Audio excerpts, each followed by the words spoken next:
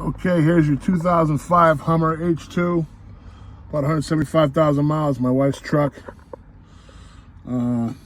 It's totally paid off, which makes it one of my favorite cars because it's paid off, no payments.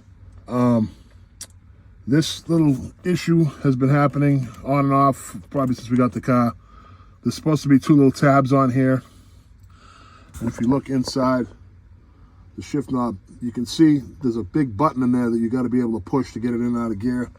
I managed to do it with a pen, a pencil, the end of a pair of scissors, anything that happened to be in the car that was handy. Because that thing pops out, you know, I bang into it, I don't really fit in this car. It's big outside but not inside. Hit it with my leg sometimes and it pops off. So what we're going to do today is replace that cheap piece of plastic with a piece of billet aluminum. Little eBay number here. I've seen them as high as 40 bucks. This thing was 10 bucks. With shipping was about 16.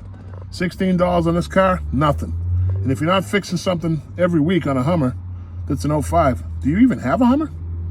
So, pop this sucker off. I have no idea where the detents are, how they work.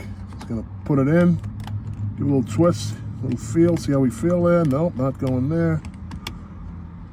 Nope. Definitely don't want to break the tabs. So, I guess I gotta actually look in here and see where they go. Okay. Okay.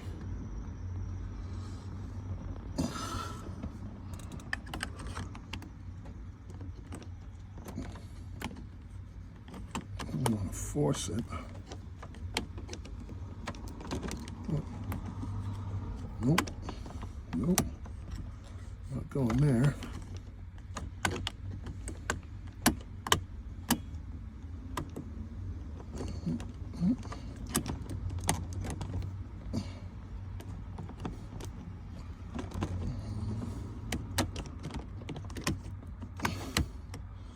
Plus, nothing's ever easy with these things. But